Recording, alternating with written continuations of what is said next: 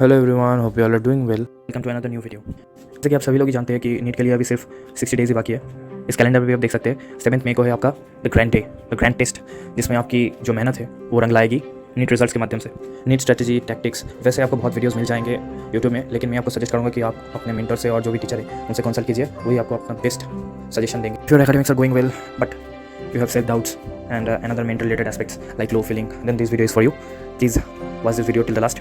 So let's start. At first मैं यही बोलना चाहता हूँ, you have to do it, you can do it and you will do it. क्योंकि ये जर्नी आपका है, इस जर्नी को शुरुआत किया है आपने और ख़त्म भी आप ही को करना है, और ये जर्नी पूरा करना है आपको अपने सच्चे दिल से। So you can do it, believe yourself. मैं बता देता हूँ कि जैसा कि मैंने पहले बताया, don't waste time watching the strategy videos. YouTube में और बाकी सारी जगह आपको बहुत सारे वीडियोस मिल जाएंगे बताते हुए कि 2 मंथ्स में नीट क्लियर, 2 मंथ्स में 650+ स्कोर, 2 मंथ्स में ऐसा हो गया, ऐसा हो जाएगा, जादू हो जाएगा, watch this video, you will get selected in government medical colleges. But अगर आप मेरी मानिए तो इस स्ट्रेटजी का डिसीजन ना कुछ होने नहीं वाला, क्योंकि जो करना है वो आप ही को करना है। ये आपकी जर्नी है, आपको अगर प्रॉब्लम हो रहा है तो आप ही को उसको आइडेंटिफाई करके उसको सॉल्व करना है। So it will best that you make your own strategy that suits your habit. Like आपको जब भी पढ़ना पसंद है, लाइक आपको दिन में पढ़ना अच्छा लगता है और रात में पढ़ना अच्छा लगता है, और पूरे दिन में और रात में दोनों समय पढ़ना अच्छा लगता है, ये आपके ऊपर डिपेंड करता है, आपके हैबिट के ऊपर डिपेंड करता है, आपके नेचर के ऊपर डिपेंड करता है। इसलिए दूसरों की स्ट्रेटजी को कॉपी करके आपको कुछ फायदा नहीं होने वाला। So make your own strategy which suits you and find out your problems and work on it, then the problems will disappear automatically.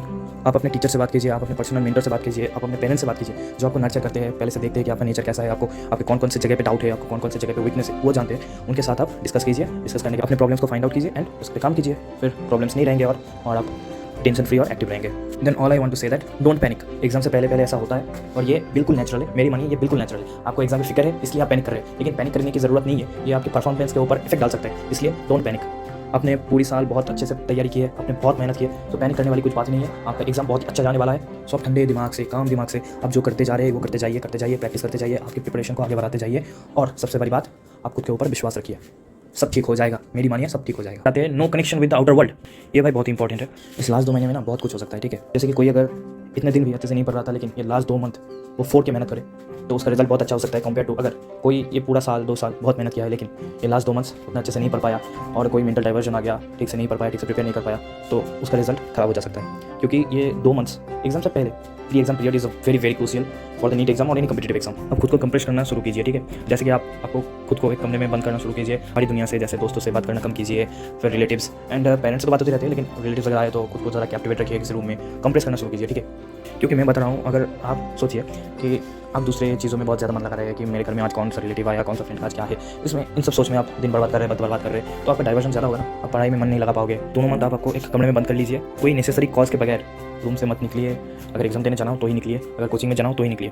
और ये आउटर वर्ल्ड पे आता है एक बहुत बड़ा थिंग जो है आपका मोबाइल, तो आप अपने से दूर भी नहीं रख सकते, क्योंकि ये आपको अपनी पढ़ाई में हेल्प करता है, जैसे कि लेक्चर वगैरह हो गया, कोई डाउट हो गया और बहुत सारा कुछ। सो ऑल टाइम आपको क्या करना है कि मोबाइल में बहुत सारे मोड्स होते हैं कि स्टडी मोड्स ऐसे, तो मैं क्या करता था कि जब मैं पढ़ने बैठता था तो मैं मोबाइल में स्टडी मोड ऑन कर देता था, उसमें सिर्फ दोनों ही आपका परमिशन आता था, एक था गूगल और एक था यूट्यूब। अगर किसी चीज़ में डाउट था तो मैं गूगल में देख लेता था, अगर किसी चीज़ में मैं समझ नहीं आता था, मुझे समझ नहीं आता था, तो फिर मैं उसको यूट्यूब में जाकर देख लेता था। ऐसा क्या होगा कि मोबाइल चलाते चलाते आपका भी दूसरे ऐप्स देखने का टेंडेंसी है, लाइक व्हाट्सअप हो गया, फेसबुक हो गया, थोड़ा सा फेसबुक देख लेता हूँ, थोड़ा सा व्हाट्सअप देख लेता हूँ, थोड़ा सा दोस्तों से बात कर लेता हूँ। ये जो टेंडेंसी है, ये टेंडेंसी धीरे धीरे घटता जाएगा। आपके फ़ोन में ऐसा मोड नहीं है, तो आपका खुद का जो फ़ोन है वो आप मम्मी पापा के पास दे दीजिए, और मम्मी और पापा किसी का भी फ़ोन लेके आप पढ़ाई कर सकते हैं। मम्मी के फ़ोन से आप यूट्यूब देखिए, डाउट सॉल्व कीजिए। ऐसे क्या होगा कि ये जो आपका मोबाइल जो है ये आपको बहुत ज़्यादा डाइवर्ट करता है, वो डाइवर्शन धीरे धीरे कमता जाएगा। मैं बोल रहा हूँ कि ये जो कट ऑफ है ना आउटर वर्ल्ड से, ये बहुत ही ज़रूरी है, ठीक है। और भी बहुत सारे मेंटल डाइवर्जन है, लाइक मैं बहुत पढ़ लिया, मैंने बहुत पढ़ लिया, मैं अभी थक चुका हूँ और मुझे पढ़ने में यार अच्छा नहीं लग रहा। सो तब आपको क्या करना है, ठीक है, बहुत अगर पढ़ लिया, ठीक है, आपको अगर ऐसा लग रहा है 1 घंटा 2 घंटा पढ़ने के बाद, तो थोड़ा घूम फिर के आइए 5 मिनट के लिए, ठीक है। तभी अगर आपको लग रहा है कि नहीं यार मुझे अभी भी पढ़ने में मन नहीं लग रहा, तो आप क्या कर सकते हैं कि किसी भी लो फीलिंग, अगर आपका मन नहीं लग रहा और आप दुखी है किसी बात को लेकर, तो आप चैनलाइज कर सकते हैं आपके इस नेगेटिव पावर को पॉजिटिव पावर में। कैसे? थोड़ा सा घूम लिया और गाना सुन लिया, फिर क्या करना है आपको एमसीक्यू सॉल्व करने बैठना है, ठीक है। एक छोटा टारगेट फिक्स कीजिए कि मैं अभी 5 एमसीक्यू सॉल्व करूँगा इस टाइम में, मुझे सारे सही करने हैं। आपका पहले एमसीक्यू सॉल्व करने में मन नहीं लगेगा, लेकिन आपको बैठना है, सॉल्व करने बैठना है, ठीक है। फिर जब आप बैठ के सॉल्व करेंगे, अगर आपका सारा एमसीक्यू उस टाइम में सही हो गया, तो मेरी मानो उससे ज़्यादा खुशी आपको किसी चीज़ कोई नहीं देने वाला। और अगर आप इसमें आपका हैप्पीनेस ढूंढ पाए तो आपको पढ़ने में उसके बाद कोई दिक्कत नहीं होगी। पहले मेरे साथ ऐसा होता था कि ये जो टारगेट में फिक्स करता था कि 5 एमसीक्यू करूँगा, 10 एमसीक्यू करूँगा, तो सारे सवाल मुझसे नहीं बनते थे, सारे सवाल सही नहीं होते थे, फिर उसको देख लेता था। फिर जब से मेरे सारे सवाल सही बनने लगे, मेरी मानो मतलब मुझे ये सबसे अच्छा तरीका लगता था मेरी नेगेटिव एनर्जी को पॉजिटिव एनर्जी में चैनलाइज करना, क्योंकि उसके बाद मुझे बहुत अच्छा लगता था पढ़ने में, यार मुझे आ रहा है, मुझे पढ़ना है। और ये जो पूरा प्रिपरेशन फेज़ है, अगर ऐसा हुआ कि आपके क्वेश्चन सही होने से आपको सबसे ज़्यादा खुशी मिल रही है, तो ये आपकी सबसे बड़ी अचीवमेंट है गुरु। आपकी यही खुशी आपको अपनी मंजिल की तरफ ले जाएगी। और एक फेज़ आता है कि आपको मोटिवेशन की कमी महसूस होती है कि मेरा मोटिवेशन लूज़ हो रहा है, मैं कैसे पढ़ूँ, मेरे से नहीं होगा, ऐसा कुछ होता है। आप जिस मोटिवेशन से पढ़ना स्टार्ट किए थे कि हाँ मैं बनूंगा डॉक्टर, मुझे बनना है डॉक्टर, लेकिन वो कभी कभी लैग कर जाता है। तो उस वक्त मैं बोलूँगा कि आप खुद के कमरे में जाइए, कुछ समय के लिए आप अपनी आंखें बंद कीजिए और सोचिए आपने ये जर्नी क्यों स्टार्ट किया था और आप अभी क्या कर रहे हैं और आप क्या करने वाले हैं। अगर ये आप सोचेंगे, आपको अपना माइंड ही बता देगा कि बेटा तुझे पढ़ना है, अभी पढ़ना है। यही है सेल्फ मोटिवेशन। आपको सेल्फ मोटिवेशन जगाना है। बल्कि दूसरों को देख के जो मोटिवेशन आता है वो होता है मोटिवेशन, लेकिन पूरा मतलब वो ज़्यादा देर तक नहीं रहता, ठीक है, वो कुछ देर रहता है फिर चला जाता है। लेकिन ये जो सेल्फ मोटिवेशन है ये आपके दिमाग में हर वक्त रहेगा, आपके दिल में हर वक्त रहेगा। सो सेल्फ मोटिवेशन गेन करना बहुत ही ज़रूरी है। फिर कुछ लोग ऐसे होते हैं कि मतलब पढ़ लिया, हाँ दिन में 12 घंटा 14 घंटा पढ़ लिया, फिर अगर जब रेस्ट लेने की बारी आए तो उनको लगता है कि ये टाइम वेस्ट हो रहा है। लेकिन मैं बताऊँगा कि ये टाइम वेस्ट नहीं है भाई, आपको रेस्ट भी चाहिए, आपको मेंटल रेस्ट भी चाहिए, आपके दिमाग को भी रेस्ट चाहिए, आपके फिजिकल एक्टिविटीज़ को भी रेस्ट चाहिए। सो टेक रेस्ट्स, ये बहुत ही अच्छा होता है। और उस वक्त आपको जो करना पसंद है, गाना सुनना, गाना गाना और जो भी थोड़ा करके, मतलब ज़्यादा रेस्ट नहीं लीजिए, मतलब इंटरवल में रेस्ट लीजिए। जैसे कि आप 3 घंटे पढ़ लिए, 2 घंटे पढ़ लिए, फिर 5 मिनट 10 मिनट के लिए रेस्ट लीजिए, तो स्नैक्स खा लिया, कुछ ऐसा, ठीक है। और जो स्लीप है, स्लीप आपको एडिक्वेटली लेना है, क्योंकि आप अगर अच्छे से नहीं सोए हो तो आपको कुछ याद नहीं रहने वाला, मेरी मानिए आप। क्योंकि मैं पहले जब क्या करता था कि मैं बहुत ही कम सोता था, तो इसलिए क्या होता था, मैं दूसरे दिन सारा कुछ पढ़ता था लेकिन कुछ भी मुझे याद नहीं रहता। और आपको नींद अच्छे से करना है, पूरा करना है नींद, ठीक है, 5 से 6 घंटा। बहुत सारे लोगों का ऐसा क्वेश्चन आता है कि आप कितने घंटे पढ़ते थे, आप कितने घंटे सोते थे। ये क्वेश्चन आपको दूसरे से नहीं करना है, ये आपको खुद से करना है कि आपको कितना ज़्यादा नींद चाहिए, ठीक है। और आप खुद को एक पैटर्न में मत बात के रखिए। जैसे कि आप सुबह पढ़ने बैठे, ठीक है, पढ़ लिए, थोड़ा देख लिए, पढ़ लिए, फिर खाना खाया, उस बीच में जो काम है वो करिए, लेकिन मोस्ट ऑफ द टाइम पढ़े आप, ठीक है। फिर एक टाइम ऐसा आएगा कि आपको नींद आएगी, तो उस वक्त आप सो जाना। लेकिन वो जो मैंने बोला कि एडिक्वेट नींद, लाइक 5 to 6 आवर्स, ये आपको पूरा करना है। फिर आपको उठ जाना है, उससे ज़्यादा भी नहीं, उससे कम भी नहीं, ठीक है, उससे ज़्यादा भी नहीं, उससे कम भी नहीं। ऐसे करते उठ गए आप, उठ गए, फ्रेश हो गए, फिर आपको पढ़ने बैठ जाना है, ठीक है। और आप ऐसा मत सोचिए कि मुझे अभी सोना है, मुझे रात को 9 बजे सोना है और रात को 12 बजे सोना है, रात को 2 बजे सोना है, ठीक है। आप पढ़ते जाइए, आपका बॉडी साइकिल, स्लीप साइकिल खुद आपको बोलेगा कि हाँ भाई अभी तुझे नींद आ रहा है, अभी तुझे सोना है, ठीक है। और कुछ मत सोचिए ये दिन है रात है, बस आप पढ़ते जाइए, ठीक है। हाँ किसी दिन हो सकता है कि आप पूरी रात पढ़िए, फिर दिन में जाके आपको नींद आए तो दिन में सो लेना। फिर किसी दिन ऐसा हो सकता है कि आप पढ़ रहे मिडनाइट में आपको नींद आ गया, तो तब सो लेना। ऐसे मतलब आपको बात कर ही रखना है कि मुझे ऐसे ही सोना है, ऐसे ही पढ़ना है, लेकिन जब सोना है भाई एडिक्वेटली सो, ठीक है। एडिक्वेटली नींद पूरा करना बहुत ही मैंडेटरी चीज़ होता है एक। फिर आता है इसका contradictory thing, like go away from your luxury, जो आपको लग्जरी लगता है। जैसे कि आपको बेड में लेटे पढ़ना पसंद है, लेकिन आप सोचिए अगर आप लेटे पढ़ेंगे तो ज़्यादातर टाइम आपको नींद आएगा। सो ये लग्जरी से आपको दूर भगना है, ठीक है। आप सारे कंफर्ट को भूल जाइए ना इस 2 महीने के लिए। पूरे प्रिपरेशन के टाइम में आपको लग्जरी को बाय बाय बोल देना है, लेकिन इस 2 महीने के लिए आप पूरे सारे कंफर्ट को भूल जाइए। सिर्फ एक ही फोकस, मुझे प्रिपेयर अच्छे से करना है। मेरा क्या होता था इस लास्ट के महीने में भी, मतलब मैं जब पढ़ने जाता था तो मुझे नींद आता था, तो मैं पहले क्या होता था कि मैं सो जाता था। लेकिन मैंने देखा कि ऐसे मेरा पढ़ाई नहीं हो रहा है, मैं ज़्यादा सो जा रहा हूँ, ठीक है। सो तभी मैंने डिसाइड किया कि नहीं, मेरे माइंड को मेरे शरीर के ऊपर राज करना है। इसलिए मैंने सोचा मैं अभी नहीं सोऊंगा तो नहीं सोऊंगा, ठीक है। आपको अगर नींद आ रही है तो जाओ, आप मुंह में पानी मार के आ जाओ, थोड़ा सा घूम के आ जाओ, चल फिर के आ जाओ, आपका नींद चला जाएगा, ठीक है। So let your mind drive your body. और टेक रेस्ट और एडिक्वेट स्लीप वाला बात तो मैंने बताया कि अगर वो आप ठीक से नहीं करेंगे तो आप बीमार पड़ जाओगे, ठीक है ना। उसमें से क्या होगा, आप 1-2 घंटे के लिए और 2-3 दिन आपका चला जाएगा ऐसे ही कि आप बीमार थे इसलिए पढ़ नहीं पाए। सो ऐसा नहीं करना है। बहुत सारे लोग ऐसे होते हैं कि मतलब खाना पीना भूल जाते हैं भाई, पानी पीना भूल जाते हैं, खाना खाना भूल जाते हैं, सिर्फ पढ़ते रहते। ऐसा भी आपको नहीं करना है प्लीज़ भाई, एडिक्वेटली आप खाओ। हाँ ठीक है भाई, आपको पढ़ने में बहुत अच्छा लगता है, आपको पेरेंट्स से बोलिए कि ठीक टाइम में आपको खाना दे जाए और आपको खिला भी दे फिर भी, लेकिन आपको खाना लेना है भाई। क्योंकि वही बात आता है कि आप अगर ठीक से नहीं खाओगे तो धीरे धीरे आप वीक होते जाओगे, आपको नींद आने लगेगी, फिर आप धीरे धीरे बीमार पड़ जाओगे। So eat healthy, sleep well, take rest, take care of your health and also take care of your family. ऐसा नहीं कि आप सिर्फ नीट की प्रिपरेशन कर रहे हैं तो मम्मी पापा की तरफ ध्यान देने की बिल्कुल भी जरूरत नहीं है, लेकिन उनसे थोड़ा बात कीजिए, आपको भी अच्छा लगेगा, उनको भी अच्छा लगेगा। कुछ टाइम स्पेंड कीजिए उन लोगों के साथ, अच्छा लगेगा उनको भी, आपको भी अच्छा लगेगा, आपका माइंड जो है फ्रेश रहेगा। और हर वक्त आपको हैप्पी रहना है, हैप्पी रह के पढ़ना है। आपको ये बात भी दिमाग में घुसाना है कि आपको पढ़ना है इसलिए आप पढ़ रहे हैं, ऐसा नहीं, आपको पढ़ने में अच्छा लग रहा है इसलिए आप पढ़ रहे हैं। मैंने क्या बोला था कि MCQ सॉल्व करने के बाद अगर वो आंसर आपका सही आए तो ये जो खुशी है ये ड्राइव होना चाहिए आपका प्रिपरेशन का, ठीक है। So do what ever makes you happy. Like मैंने बताया कि ब्रेक लेना चाहिए, एडिक्वेट ब्रेक, तो उनमें आप गाना सुन सकते हैं, फिर कोई मोटिवेशनल स्पीच वो सुन सकते हैं, कुछ थोड़ी देर के लिए वीडियो गेम्स खेल सकते हैं, कुछ भी what ever makes you smile, what ever makes you happy. और इन दिनों में आपको आपका पूरा 100% देना है, ठीक है, 100%। मतलब जो भी है अपने अंदर सारा लगा देना कि मैं इतनी देर तक इतना ही मेहनत कर सकता हूँ, मैं पूरा मेहनत कर सकता हूँ, वो पूरा लेवल तक आपको जाना है विदाउट थिंकिंग ऑफ रिजल्ट्स। क्योंकि आप अगर रिजल्ट के बारे में सोचेंगे कि मेरा रिजल्ट अच्छा नहीं आ रहा और मेरा रिजल्ट अच्छा नहीं आएगा, अच्छा आएगा कि बुरा आएगा, तो ये आपको क्या करेगा, मतलब अगर आप सोचेंगे कि हाँ मेरा तो अच्छा रिजल्ट आ रहा है तो उतना पढ़ने की जरूरत नहीं है, ये एक बुरी बात है। ऐसा भी हो सकता है कि आपके रिजल्ट बुरे आ रहे हैं तो आप सोचेंगे कि नहीं यार नीट में मेरा रिजल्ट अच्छा नहीं आएगा इसलिए मैं पढ़ना बंद कर देता हूँ। तो ज़्यादा मोटिवेशन भी आ जा सकता है और कम मोटिवेशन भी आ जा सकता है, तो आपको ये हाइपर मोटिवेट भी कर सकता है और डीमोटिवेट भी कर सकता है, दोनों ही गलत है। आपको सिर्फ मोटिवेटेड रहना है, सेल्फ मोटिवेटेड रहना है, बल्कि वो जो हाइपर मोटिवेटेड है और वो डीमोटिवेटेड है वो आपको नहीं रहना है। रिजल्ट्स के बारे में आपको सोचना ही नहीं है। आप अगर ठीक से अपनी मेहनत, अपनी प्रिपरेशन, आप अगर ठीक से अपने जैसा, अगर ठीक से ठीक राइट पाथ पे आप चल रहे हैं तो कोई नहीं रोक सकता बॉस, आपको कोई नहीं रोक सकता। अगर आपके रिजल्ट्स मॉक टेस्ट में बुरे भी आ रहे हो, अभी तक अच्छे नहीं हो, अभी भी वक्त है भाई, अभी से पढ़ लो, अभी से ठीक से पढ़ लो, कंसल्ट करो अपने टीचर से, जो भी है उनसे कंसल्ट करो, अभी से पढ़ना स्टार्ट करो, ठीक से स्टार्ट करो तो हो जाएगा। मैंने ऐसा भी एग्जाम्पल्स देखा है, आप नीट देके आओ, मैं दिखाऊंगा, ऐसा भी एग्जाम्पल्स है मेरे पास। ये जो है ना, आप प्रिपरेशन में अगर लगे रहे ना तो आपको कोई नहीं रोक सकता। मैं आपको एग्जाम्पल देता हूँ, प्रवीण तांबे के बारे में आप लोगों ने सुना ही होगा। उनका कहीं सिलेक्शन नहीं हुआ था, फिर भी वो खेलते गए, कहीं सिलेक्शन नहीं आया, no selections. After that 40 years of age he got selected in IPL team. So ऐसे ही आप अगर कंटिन्यूसली किसी चीज़ से प्यार करके लगे रहे ना तो आपको कोई नहीं रोक सकता।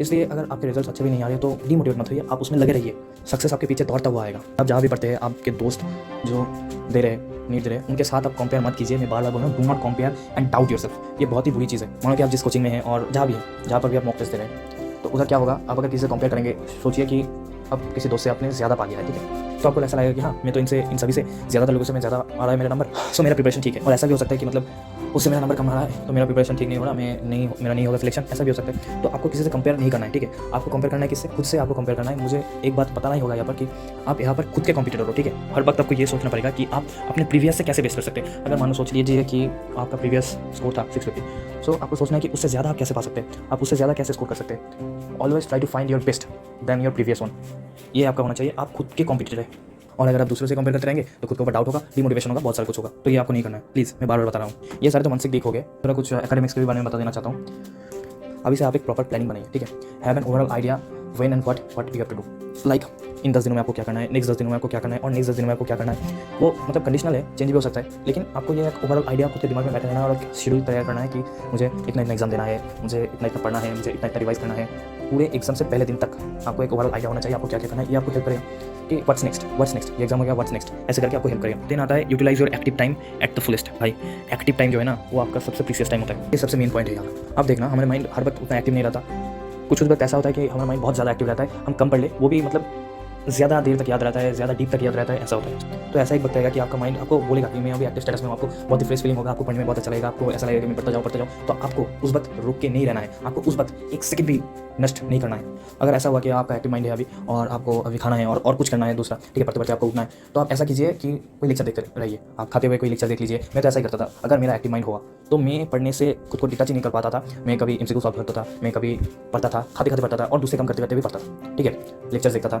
सो आपको ये पूरा निचोड़ लेना है, ठीक है। आपका जो एक्टिव टाइम है आप जितना यूटिलाइज कर सकते हैं, पूरे हर एक सेकंड को, हर एक माइक्रो सेकंड को आपको ये पूरा निचोड़ लेना है। इस एक्टिव टाइम के दौरान आपको ऐसा भी फील हो सकता है कि नहीं यार, मुझे और नहीं पढ़ना है, तो आप MCQ सॉल्व कीजिए। MCQ सॉल्व करने के लिए आपके पास बहुत सारे टेलीग्राम चैनल्स हैं, टेलीग्राम चैनल्स में हर वक्त क्विज कंपटीशन चलते रहते हैं नीट के ऊपर। तो मैं वो टेलीग्राम चैनल्स का लिंक डिस्क्रिप्शन में डाल दिया हूँ, आप उसमें जाके टेलीग्राम चैनल्स को ज्वाइन कर सकते हैं। उसमें रेलिवेंट क्वेश्चन सिर्फ रहते हैं, तो उसमें आप क्वेश्चंस बार बार प्रैक्टिस करके आपकी स्किल डेवलप कर सकते हैं, ठीक है। आपकी एक्यूरेसी बढ़ा सकते हैं, आपका स्पीड बढ़ा सकते हैं, क्योंकि वो टाइम्ड क्वेश्चंस होते हैं। लाइक हर एक क्वेश्चन के लिए 30 सेकंड, हर एक क्वेश्चन के लिए 1 मिनट। और सबसे बड़ी बात है कि उसमें आपको रैंकिंग भी दिया जाता है, तो अगर आपको रैंकिंग में आना है तो अच्छा परफॉर्मेंस करना है, इसलिए ये बहुत इफेक्टिव MCQ प्रैक्टिस होता है, ठीक है। तो आप इसको भी ज्वाइन कर सकते हैं, ये आज से प्रैक्टिस करना चालू कीजिए। आपके नीट एग्जाम तक मैं दावा करता हूँ कि 4 से 5 हज़ार तक MCQ तो आपके ऐसे ही सॉल्व हो जाएंगे। फिर अगर और आपको रिसोर्सेज चाहिए कि MCQ और कहाँ से मिले, तो PW ऐप पे है PW लाइब्रेरी आपको बहुत सारे MCQs का रिसोर्सेज देता है। उनमें बहुत सारे सबसेक्शन है, लाइक नीट 2022 का जो पेपर था उससे आपको PIQ मिलेगा, नीट 2021 का PIQ मिलेगा, फिर PIQ से AIPMT का PIQ मिलेगा, फिर NCERT एग्जाम पर क्वेश्चन मिलेगा, फिर नॉर्मल NCERT बेस्ड क्वेश्चन मिलेंगे, लाइन से क्वेश्चन मिलेंगे।